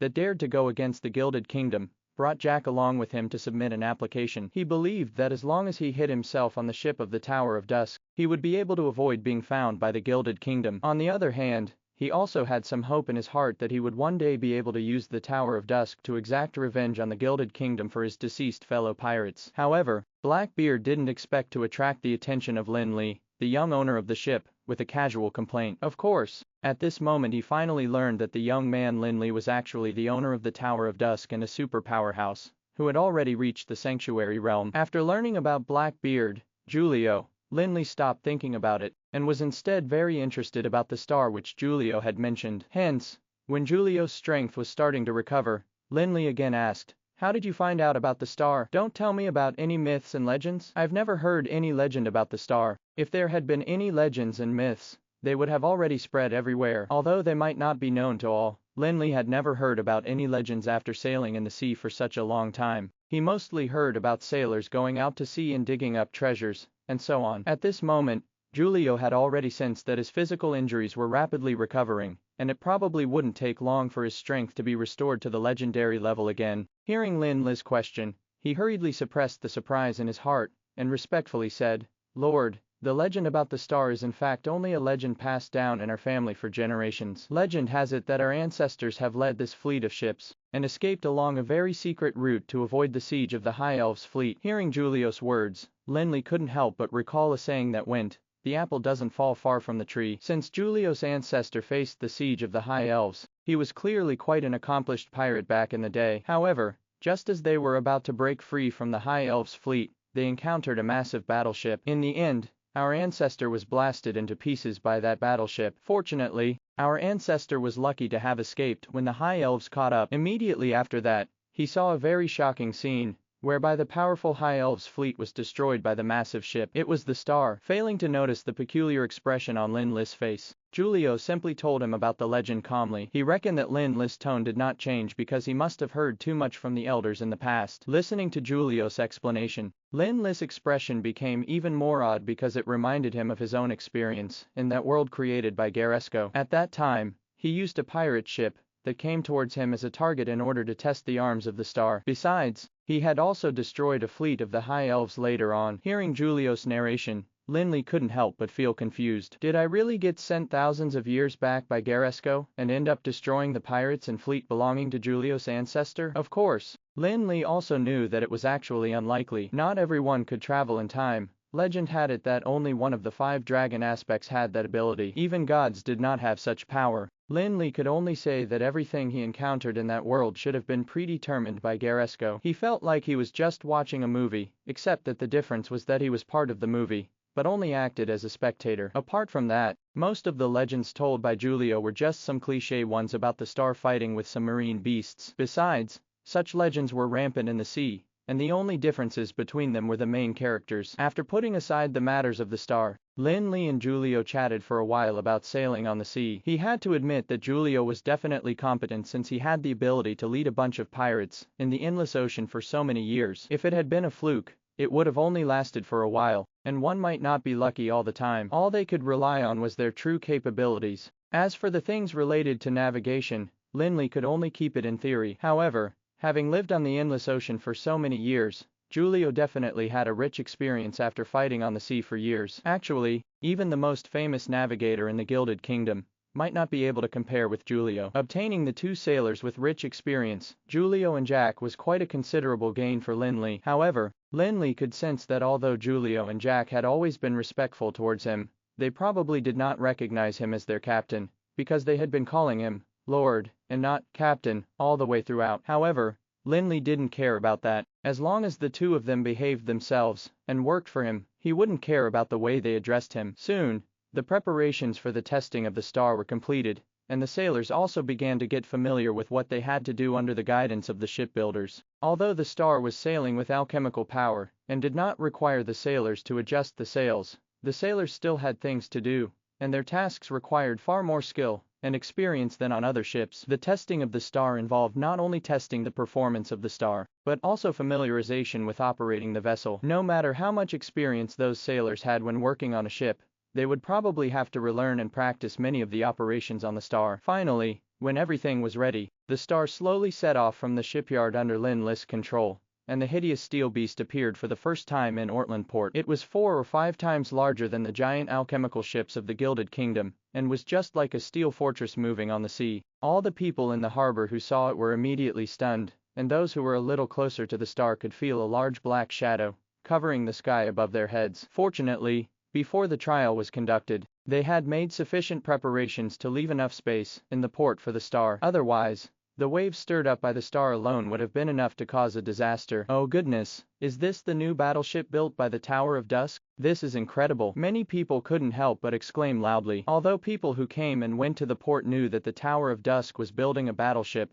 none of them imagined that it would turn out to be such a steel monster. Can this big guy really sail on the sea? There were also people who expressed doubts about the sailing ability of the star. In this era, the people thought that ships should only be made of wood, and thought that something as heavy as steel should not be able to stay afloat on the surface of the sea. Although the emergence of the alchemical battleships of the Gilded Kingdom had gradually shown people that ships made of steel could also sail on the sea, the massive size of the star was still beyond their knowledge. At the same time, some people also noticed the weapons on the star, which gave them a huge shock as they immediately exclaimed, "Hurry and look at that. Is that a battleship cannon?" 1-2. If all of them are fired at the same time, I'm afraid a fleet will be instantly blown to pieces. The magical crystal cannons on the star were all purchased from the Gilded Kingdom during this period of time. Although the Gilded Kingdom had been delaying and making excuses, the supply of 2 magical crystal cannons a month allowed them to accumulate a significant number after several months. Apart from the magical crystal cannons, the star was also equipped with other weapons. such as the magical crystal cannons produced by the dwarves as well as harpoons that resembled best. As some people said, if the weapons on the star were to fire in unison, the power would be enough to destroy a city by the sea. With such powerful firearms, the star would probably deter even the fleet of the Gilded Kingdom. What more, the Leaden Kingdom and Felon Kingdom? Those were things that were visible. There were many other means of attack that were concealed on the star, such as mageths and alchemy arrays. Their attacks were like blades and scabbards that would become the enemy's nightmare once unsheathed. Enemies who ignored their existence would have to pay a painful price for it. The massive ship was slowly sailing away from the port towards the boundless sea, where it began its first trial. At the same time, the scouts of various forces also informed their respective superiors of the Tower of Dusk's construction of the star as soon as possible. Although there were almost no forces in the breezy plains today that would make the Tower of Dusk their enemy, the forces were still concerned about the Tower of Dusk's actions. Hence, when the news of the Tower of Dusk's construction was released, the forces immediately sent scouts to Ortland Port. In fact, everyone was well aware of that, and the Tower of Dusk also knew that the various forces would definitely send scouts to investigate. However, the star would definitely appear in front of them, after all, so the Tower of Dusk didn't mind the prying of other forces too much. After the star left the harbor, it did not sail further away, but started testing the battleship's performance in the sea near the port. For example, they tested aspects like the maximum speed of the battleship, the maneuverability of the battleship at sea, and of course the power of their firearms. However, they couldn't test the power of the firearms near Ortland Port. Although Lin Li did not mind letting other forces know how powerful the star was, he didn't want to destroy the environment near Ortland Port. There happened to be an area less than 100 miles from Ortland Port, where reefs were abundant in the sea. It was known as the Death Sea. Legend had it that during the Dark Age, a High Elves fleet once sank there, and there was even the talk of ghost ships. Of course, those things were not to be taken seriously. For ordinary people, a slightly dangerous place would be exaggerated badly, and even the demon deities would be involved. Not wanting to cause any waste, Lin Li decided to test the power of the firearms of the star set in this so-called Death Sea. With the speed of the star, they soon arrived at the Death Sea after leaving Ortland Port, which was indeed a bit different. The seawater in other areas was blue, but the seawater here was black and gloomy. However, even those experienced sailors would not take it seriously, let alone Lin Li. Under Lin Li's command, a magical crystal cannon began to get charged before the muzzle was pointed at a bare island in the middle of the Death Sea. After he issued another command, more than a dozen dazzling pillars of light instantly shot out from the muzzle of a single magical crystal cannon. Even the sailors on the star couldn't help but keep their eyes tightly shut for fear of being blinded by it. When the light disappeared, they carefully opened their eyes to look in the direction of the target, only to see that there was nothing but a massive whirlpool left. After the magical crystal cannons attacked, Lin Li tested the other means of attack on the star in the sea one by one. By the time the test was over, the so-called Death Sea was no longer what it used to be. It was as if it was completely erased from the map. The sailors on the ship were stunned to see the aftermath of the test on the Death Sea. They even felt that it was surreal. Many of them had witnessed battles on sea, some of which were between armed merchant ships and pirates, while some were between just pirates. Those battles gave them bragging rights in the tavern. However, they now realized that the things that they had been bragging about were just like child's play. Staring at the calm sea, Giulio, who had regained his legendary level strength, couldn't help but feel emotional. Unlike other sailors, he had personally experienced the terrifying power of those alchemical ships of the Gilded Kingdom. His fleet of ships, that had been running through the sea for many years, could not hold a candle to the Gilded Kingdoms. In fact, that battle on sea had left a deep impression on him, making him find his adversaries invincible. However, after seeing the powerful firearms of the star, the invincible image of the Gilded Kingdom's fleet in his mind was instantly destroyed. He couldn't help but imagine how terribly the fleet of the Gilded Kingdom would be crushed by a ship like the star. In the pilot house of the star, Lin Li wasn't calm either. After all, this battleship truly belonged to him. Even though it had its flaws and was inferior compared to the original the star, he was certain that this battleship was one of the best in Anral today. After some tests, the star ended its first trial and was sailed back to Ortland Port for arrangements to be made to fix some details in the shipyard. About 3 or 4 days after the first trial, all the forces of the breezy plains sent messengers to congratulate the Tower of Dusk. While congratulating the Tower of Dusk, they also expressed their intention to follow the star out to sea, to attend the Gilded Kingdom's founding celebration. After all, the endless ocean was never a safe place. The Gilded Kingdom had a powerful fleet that could travel freely to and from the breezy plains, but the forces of the breezy plains were not protected by a fleet like the Gilded Kingdoms. Although they had one or two armed merchant ships that could be sailed to the neighboring sea areas, it would be difficult for them to reach the Gilded Kingdom. Initially, the forces were still feeling frustrated about securing their transportation to the Gilded Kingdom after receiving the invitation. However, now that they had seen the powerful battleship built by the Tower of Dusk, they naturally immediately thought of hitching a ride to the Gilded Kingdom. Lin Li agreed readily to the request of those forces. After all, the Tower of Dusk was no longer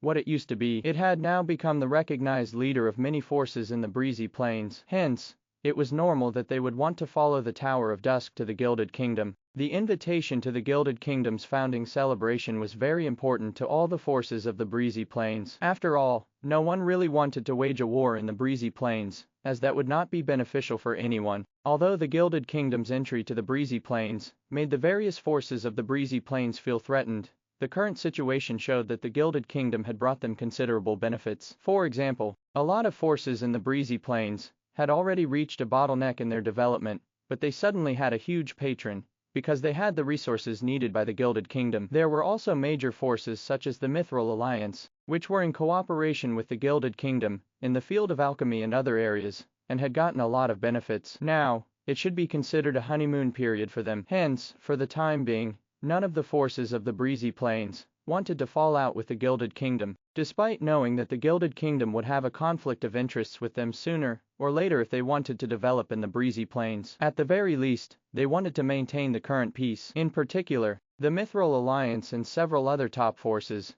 cooperated with the Gilded Kingdom in even more areas. Their businesses were larger in scale too. Hence, they sent some important figures to the Gilded Kingdom's founding celebration. Of course, the ceremony was secondary, and the most important thing was to express their intention to maintain peace. At the same time, they also hoped to make a further step in the progress of their business and cooperation. The representative of the Mithril Alliance was an old acquaintance of Lin Li's, Joseph, who once served as the helmsman of the Mithril Alliance. Although Joseph was stripped of his position after exploring Prince Brahir's mausoleum because he failed to handle the relationship with the Tower of Dusk well, and caused the Mithril Alliance to suffer a considerable loss during that exploration, he still had a high status in the Mithril Alliance. After all, he also represented the Taylor family, which was more powerful than the others in the Mithril Alliance. Although he had lost his position as the helmsman because of Lin Li, he didn't show any displeasure or hostility after meeting the latter. When congratulating Lin Li for the successful testing of the star, Joseph was all smiles,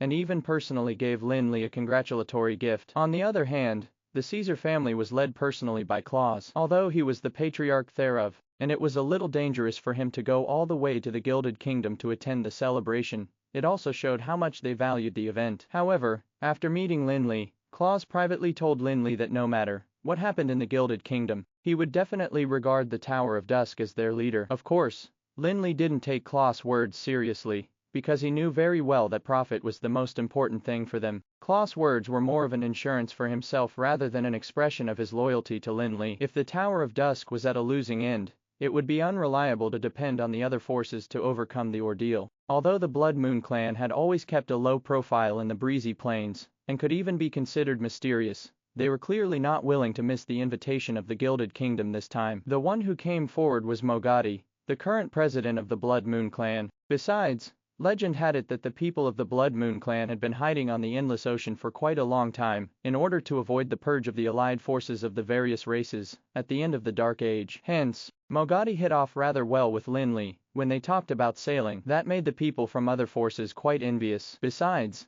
the Glitter Gold Trade Union also sent a representative. After all, the Glitter Gold Trade Union also had quite a lot of business over in the Gilded Kingdom. Moreover, with the entry of the Gilded Kingdom into the breezy plains, the business of the Glitter Gold Trade Union had also expanded gradually. However, Hoffman and Thomas were not the representatives this time. Instead, it was Master of Inscription Elvin, who was also a shareholder. It was not that Hoffman and Thomas were putting on airs or disregarding the interaction with the Gilded Kingdom this time. It was mainly because the Glitter Gold Trade Union was unlike the other forces, and had businesses almost everywhere in Anral. Even the smaller shareholders were extremely busy, let alone the major shareholders Hoffman and Thomas. The reason that they had sent Elvin to be the representative was mainly because he was the only one in the trade union who was in charge of inscription instead of business. At the same time, with his identity as one of the four main shareholders, he also had enough authority and prestige to represent the Glitter Gold Trade Union. Hence, the Gilded Kingdom wouldn't feel like they had been taken lightly. The pseudo-sanctuary powerhouses like Elvis and the others,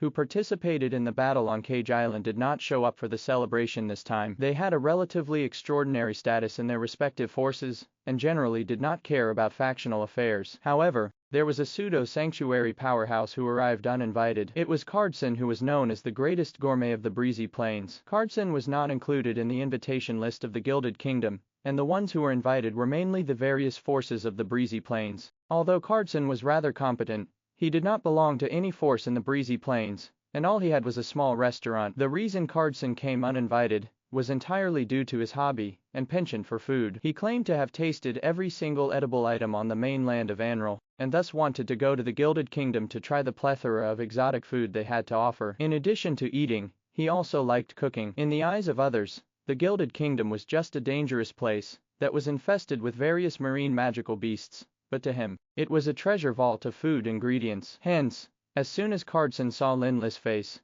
he immediately offered to be the chef on the star, not standing on ceremony with him at all. The fact that a pseudo-sanctuary powerhouse wanted to be the chef on the battleship might sound incredible to others. After all, a pseudo-sanctuary powerhouse was also a powerhouse, and a godlike existence in the eyes of ordinary people. However, Lin Li could understand Cardson's feelings. In fact, Cardson's pursuit of food was akin to his own or others' pursuit of power. Moreover, although Lin Li did not share his pursuit of food in the least, there was no harm in being able to enjoy delicious food during the voyage. Hence, he readily agreed to Cardson's request. After successfully becoming the chef on the star, Cardson did not take himself as an outsider, as he immediately began to set up his own kitchen on the vessel. Although there was already a kitchen on the star, since there were many other sailors on board who had to eat too, that kitchen was far below Cardson's standards. Lin Li did not interfere with Cardson. He simply instructed his subordinates, who were in charge, to comply with the former. Anyway, no matter how he changed the kitchen, it wouldn't affect the safety of the star, so he let Cardson do what he wanted. In addition to the representatives of the Mithril Alliance and other top forces,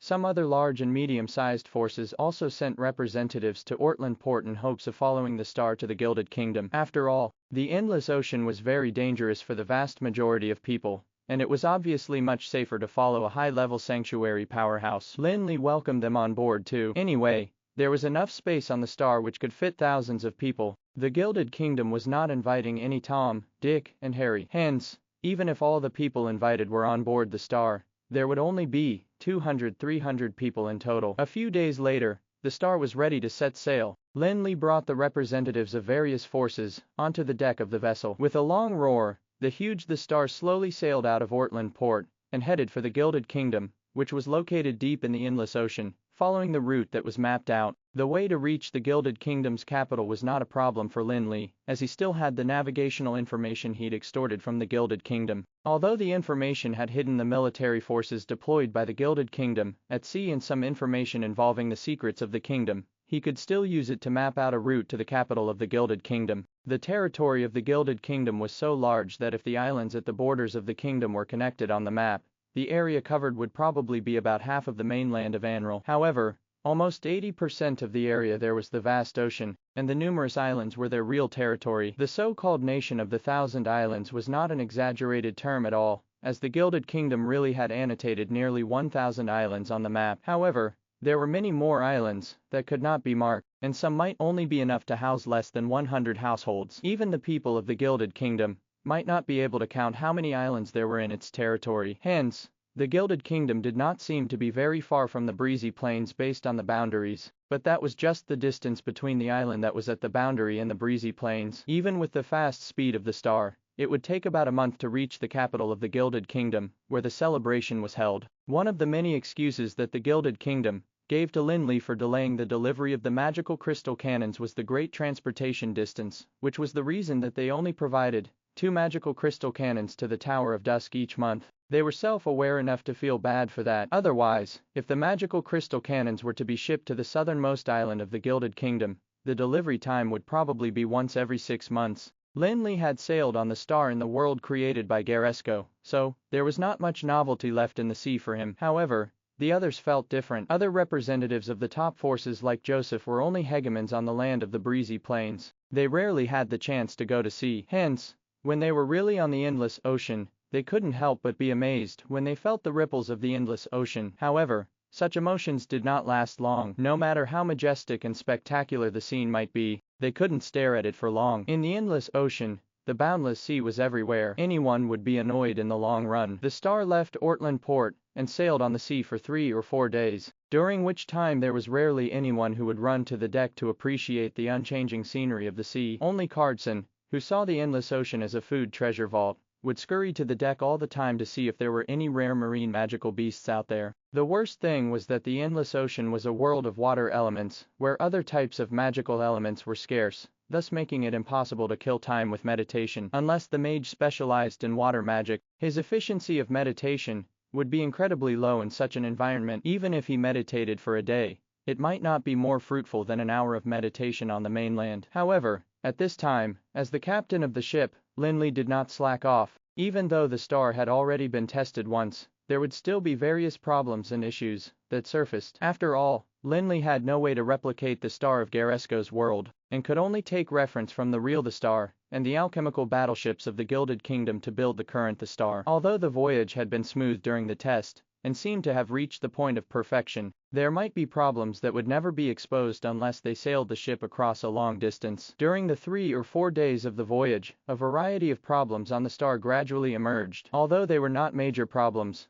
Lin Li had to personally find out and resolve them. While adjusting the star, Lin Li and the representatives of the various forces of the breezy plains also exchanged some information about the Gilded Kingdom. Although those forces of the breezy plains had not been in contact with the Gilded Kingdom for a long time, they had gradually gained a better understanding of the Gilded Kingdom through cooperation in various fields and business channels. Although the Gilded Kingdom could be considered the best in Anral when it came to alchemical battleships and nautical technology, it was not as well known as the Rotterdam Kingdom, that was famous for their alchemy colossuses. In the Gilded Kingdom, both magic and martial arts were developed in a fairly balanced manner, and there was no bias. In such an environment, both magic and martial arts had been developed extremely well. Although the development hadn't reached the extent that legendary mages and legendary sword sages were rampant, the power of those two aspects was definitely not negligible. The greatest force in the Gilded Kingdom was the Illuminati, whose status was akin to that of the Supreme Council in the world of magic. Every decision made by the Illuminati would have a huge impact on the Gilded Kingdom, and their influence was far greater than that of the King of the Gilded Kingdom. Hence, during the trip to the Gilded Kingdom's founding celebration this time, the people had to consider not just getting in touch with the Gilded Kingdom, but also how to handle the relationship with the Illuminati. Otherwise, no matter how friendly they were and how well they got along with the Gilded Kingdom, the Illuminati might be able to change things easily. While the voyage on the sea was boring and mundane, it also gave the representatives of the forces of the breezy plains an excellent opportunity to communicate. After all, when in the breezy plains, they each had their own things to get busy with. Unless necessary, they wouldn't sit down together to communicate. However, they were now in an environment full of water elements, which was terrible for practicing and meditation. Apart from communicating, there was nothing else they could do to kill time. However, when the star had been sailing for nearly 10 days, an extraordinary storm swept the star without warning. It was considered sudden because even the Blackbeard Julio, whose family had been making a living in the endless ocean for numerous generations, did not notice the signs of the storm. In fact, even Lin Li, a high-level sanctuary powerhouse, who had a mastery of the world laws, did not notice the abnormal changes in the space laws before that. Everything happened all of a sudden, and it was as if the star had moved from one world to another. Such a situation was not considered common in the endless ocean. It was extremely rare. Sailors who wandered on the endless oceans called the sudden descent of the storm the fury of the sea god, as they believed that they had to have done something to anger the sea gods that warranted a punishment. That was the most terrifying bit about the endless ocean. Compared to that, the threat of the marine magical beasts was nothing. After all, the marine beasts had their own territories and wouldn't wander about in the sea. Hence, there were safe routes. However, there were no laws to the fury of the sea god, and the so-called safe routes could not avoid the attack of the fury of the sea god. Those who made a living at sea could only make sacrifices to the sea god through various methods. When going out to sea, they were actually just trying to seek psychological comfort. That storm was completely beyond the perception of those people on the star. It was as if the endless ocean was showing them its majesty. The firmament, which had been as blue as the normal sky, already became incredibly gloomy in the blink of an eye. It would only light up occasionally due to the lightning. On the surface of the sea, the wind lifted dozens of waves that were hundreds of meters high. When they landed, they would roar loudly as if the ground was crumbling. In such a storm, even the marine beasts would be crushed into bits. When Lin Li was in the world created by Garesco, He had also brought the star with him to brave the sea storms, but he had never encountered a storm of such a scale. Lin Li had no idea if the star would be safe in the storm, but he knew that his ship was definitely in danger. The star was huge, and was 3 or 4 times the size of the alchemical ships of the Gilded Kingdom, and it was a massive steel fortress that was sailing very smoothly in the sea. The wind and waves simply could not shake it at all. However, the steel fortress clearly couldn't suppress the waves now as it was being shaken up and down like a canoe. At the same time, perhaps because the star was built with magical metal, the lightning in the sky was attracted to the star in large quantities, as if it had encountered a huge magnet. The smallest bolt of lightning had a radius that was as large as that of a bucket, and power contained in it was not inferior to the full force of a legendary powerhouse. That scene was just as intense as when Lin Li and the others had fought with the Dragon of Destruction's dragon corpse, except that they were natural forces created by the power of the laws contained in the Endless Ocean. Actually, the opponents that Lin Li faced were almost equivalent to the Endless Ocean. Of course, to the star the power of the fury of the sea god was incredible, but it was nothing in the Endless Ocean. When the endless lightning blasted down on the star, Lin Li also hurriedly activated all the defenses on the vessel, and pushed the power of the defenses to the maximum immediately. As a high-level sanctuary powerhouses, who had a good understanding of the world laws, Lin Li had a very clear understanding of the power of the endless lightning and the storm. He knew very clearly that with the defenses of the star, it was impossible for them to have any restraint when faced with the attacks from the world. All of a sudden, all the defensive magnets on the star radiated dazzling rays of light. The light shrouded the entire ship, and it was just like a sun that landed on the sea in the dim space. Almost at the same time as the activation of the star, S defenses, the endless lightning storm also came crashing down, surrounding the ship and attacking it. Under the power of the attacks, the star began revolving, and the defenses were blasted away. When encountering this storm, the sailors on the star were almost desperate because it seemed that no one had ever heard of anyone being able to escape from the fury of the sea god since the most distant past. Although the sailors were strong and competent, their strength was simply insignificant in the face of the fury of the sea god. A single bolt of lightning would be enough to turn the sailors into ashes. However, at this moment, Giulio suddenly dashed out of the cabin, and seemed to have nailed his legs onto the deck of the ship that was shaking vigorously while yelling at the sailors, who were hiding everywhere. "Damn it, are you just going to wait for your deaths here? Get up and start working. Move the ship out of the area affected by the storm." Although the roar of thunder outside was deafening, the sailors could also hear Giulio's roar. At the very beginning, none of the sailors moved at all. After all, with their knowledge, any struggle would be futile when encountering a storm like the fury of the sea god. However, they soon realized that the defense around the battleship actually blocked the destructive lightning. The sailors were not those of the Gilded Kingdom, but those who followed the merchant ships along the coast of the breezy plains. They never knew of any ships that could persist under the attack of the fury of the sea god. However, even though the ship was still shaking violently now, it made the sailors see some hope surviving. In particular, when they saw that the bearded man, who had just roared at them, was now desperately adjusting the helm of the ship, and seemingly trying to steer the ship out of the stormy area, they couldn't help but think, even if we die, we have to put up a fight before dying. Otherwise, it'd be too frustrating. None of the sailors who could be on the endless ocean were incompetent fools. The reason that they gave up on resisting at the beginning was because they felt that they had no power to struggle in the face of a storm like the fury of the sea god. However, Giulio had now taken the lead, and when the sailors saw that the defenses hadn't been broken immediately, they had some hope again. At this moment, the star was like a roller coaster that was violently undulating and rocking on the ocean. However, the sailors had lived on the sea for many years, and would not be shaken off. Even though they seemed to have a very hard time moving around the ship, they nonetheless inched towards their posts step by step. Once they did, they immediately got to work. Amidst the deafening roar of thunder and the huge waves, the yelling of the sailors also sounded on the star. Under the joint efforts of the sailors, the star, which seemed to have lost its ability to resist because of the storm, finally began to move towards the outer edge of the storm with great difficulty. Seeing such a scene, Lin Li put away his domain world. In fact, the storm that was known as the fury of the sea god was only terrifying for the ordinary people. Most merchant ships would definitely be destroyed when they encountered this storm. However, as a high-level sanctuary powerhouse, Lin Li was already in existence that was close to the level of the gods. It would not be difficult for him to protect the star and break free. The reason Lin Li didn't do it at the beginning was because he wanted to put the star and the sailors to test. After all, the sailors had been recruited from the breezy plains. Although they were experienced and competent, the star was still too different compared to other ships. The experience they had gained from sailing on other vessels might not be useful on the star. When he saw that the sailors had given up on resisting, Lin Li was still a little disappointed, and was getting ready to use the domain world to protect the star from the storm. However, Giulio's performance made Lin Li's eyes glisten. After all, Giulio was a fearless man, who had sailed through the endless ocean for many years. He wouldn't easily resign to fate in the storm. It was no wonder that he could escape from the siege of the Gilded Kingdom's fleet. When the sailors regained their morale after being hollered at by Giulio, Lin Li finally stopped worrying, and watched them steer the star towards the periphery of the storm. After the sailors struggled hard with all their might, coupled with the alchemical power system and powerful defenses of the star, the vessel finally broke out of the terrifying area that was affected by the storm. When the star's voyage became calm again, the sailors looked at the area affected by the storm behind them, which they were gradually sailing further away from, and they couldn't help but cheer in unison. What a joke! That's the fury of the sea god, which has always been unheard of since the ancient times. Who can escape from it? Apart from feeling overjoyed to have successfully escaped, the people also felt incredibly proud of themselves. Of course, they also understood that the reason they could escape in the end was mainly because the star was too powerful. If not for the star,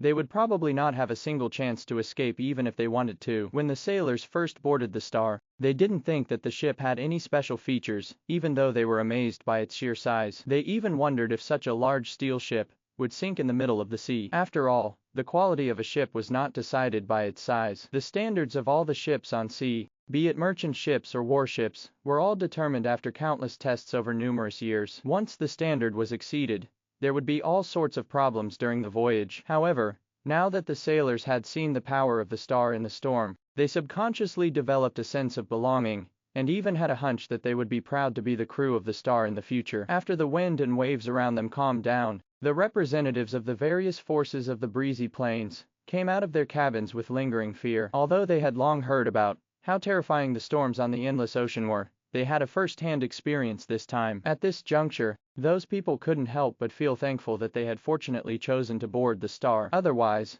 they really wouldn't know what kind of ship could still survive that terrifying storm. Lord, due to the storm, the star has temporarily deviated from its course. However, please don't worry.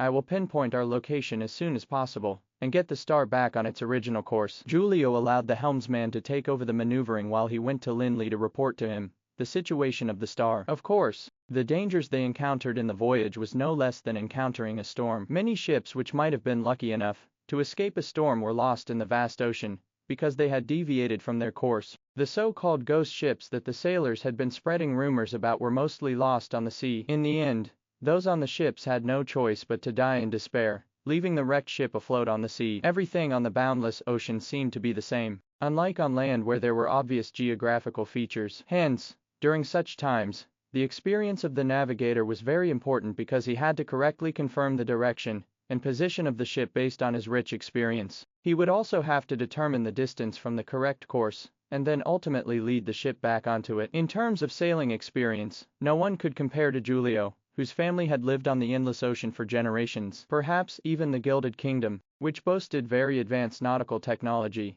might not be able to produce a navigator comparable to Giulio, let alone average factions. Although Lin Li had the nautical information of the Gilded Kingdom, his knowledge of sailing was only at the theoretical level. When it came to putting it into practice, Lin Li might not be able to quickly find what he needed among the complex information. Of course, with Lin Li's familiarity with the world laws, it wasn't actually necessary to rely on that information in order to get the star back on the right course. However, Lin Li wanted to see how capable Giulio was, so he handed that task to the latter. Anyway, even if Giulio took the star off course, Lin Li had the confidence to remedy that. Giulio also knew that he would have to show enough value in order to get maximum protection from the Tower of Dusk from the Gilded Kingdom, which had issued a warrant to have him nabbed. Otherwise, although the relationship between the Tower of Dusk and the Gilded Kingdom was strained, they wouldn't bother getting into any unnecessary conflict for a useless piece of trash. Hence, after receiving Lin Li's consent, Giulio went all out. He verified the direction of the tide of the ocean, the direction of the sea breeze, the sun's position, and even the type of fishes in the sea as well as the direction they swam in before finally determining the current location of the star and the distance away from the original course. The storm known as the Fury of the Sea God was indeed terrifying enough to be one that the sailors feared. Although the star was safely out of the storm, Giulio determined after some calculations that it was already very far from the correct course. Without a navigator as experienced as Giulio, it would probably be difficult for the ship to ever return to the correct course. After listening to Giulio's report, Lin Li did not question it at all. Instead, he directly delegated the task of commanding the star's voyage to Giulio. Although Giulio remained unmoved on the surface, he was actually overjoyed because that meant that Lin Li had already recognized his ability and valued him to a certain extent. Of course, Giulio wasn't certain if that was enough for him to gain the protection of the Tower of Dusk and make the Tower of Dusk offend the Gilded Kingdom for him. Hence, he could only do his best to increase his value. Under Giulio's command, the star changed its course and headed in the direction of the correct course. However, after a night of sailing, another abnormal sight occurred the next morning. Moreover, the first to detect the abnormality were not the experienced sailors, but the guests from the various forces of the breezy plains, who were on board the star. The mages on board the star clearly felt that the flow of magic elements in space gradually accelerated since the middle of the night, and reached a terrifying level in the morning. It was as if there was a vacuum that the magical elements were rapidly flowing towards to fill it up. As a high-level sanctuary powerhouse, Lin Li had actually felt the abnormality of the magical elements too, which made him feel extremely curious. Hence, instead of informing Giulio, he intended to go to the source that triggered the abnormality to find out what was going on. As the star sailed, an island gradually emerged from under the sea horizon and began to get clearer. At this juncture, even the sailors on the star had detected the abnormality, while the representatives of the various forces of the breezy plains went to the deck and looked at the island in the distance. The island was much larger than Cage Island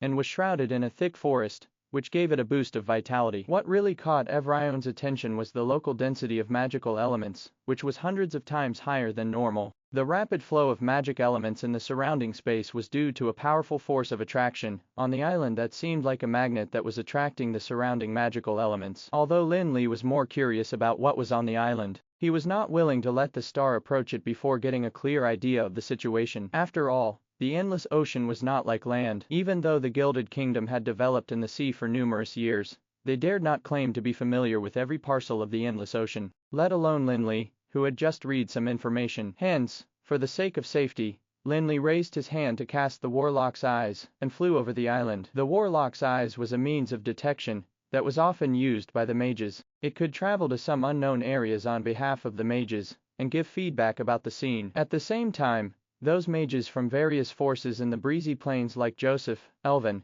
and the rest had also cast the Warlock's Eyes. After all, only the caster could see what their Warlock's Eyes was seeing. Hence, instead of waiting for others to see it and relay it to them, they might as well see it for themselves. The Warlock's Eyes was not a difficult spell to cast, nor was it energy consuming anyway. Even level 15 magic shooters could use it with ease, let alone legendary powerhouses. However, they didn't expect their respective Warlock's Eyes to collapse before it reached the island because it couldn't withstand the impact of the magic elements. The density of magical elements on the island was not only high, the force on the island was also constantly absorbing more magical elements from the surrounding space, making the flow of the magical elements form an elemental storm. The Warlock's Eyes was a relatively low-level magic spell because it didn't contain nomological power. It could easily collapse under the impact of the storm. Lin Li was the only one who took that situation into consideration and used the nomological power to stabilize the Warlock's Eyes that he had cast. Hence, the Warlock's Eyes that he had cast was able to reach the sky above the island without any problems. Through the Warlock's Eyes, he saw a magic tower